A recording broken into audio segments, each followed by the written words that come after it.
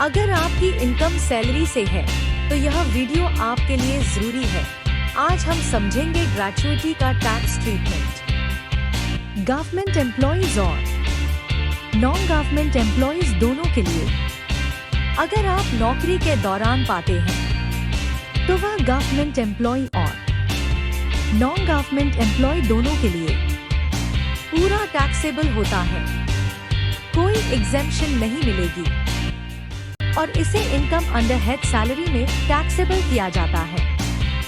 यदि आप government employees हैं तो रिटायरमेंट पर मिलने वाली ग्रेच्युइटी पर कोई टैक्स नहीं लगता है। यदि आप नॉन गवर्नमेंट एम्प्लॉय हैं तो एग्जेम्पशन की कैलकुलेशन कुछ इस तरह से होती है। अगर आप covered under payment of gratuity act की श्रेणी में हैं तो निम्नलिखित में सबसे कम वाली राशि एग्जेम्प्ट मानी जाती है। आय एक्चुअल ग्रेच्युइटी रिसीव्ड 2 15/26 गुणा लास्ट ड्रॉन सैलरी गुणा completed years of service. 3 maximum up to 20 lakh रुपए, जहां लास्ट ड्रॉन सैलरी का मतलब basic salary plus dearness allowance होता है। अगर आप not covered under payment of gratuity act की श्रेणी में हैं तो निम्नलिखित में सबसे कम वाली राशि एग्जेम्प्ट मानी जाती है।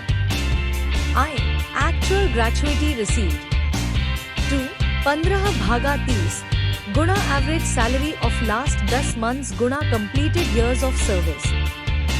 3 मैक्सिमम अप टू 20 लाख रुपए, जहां average salary of last 10 months का मतलब basic salary last 10 months plus dearness allowance in terms of retirement benefits plus commission based on fixed percentage on turnover last 10 month होता है।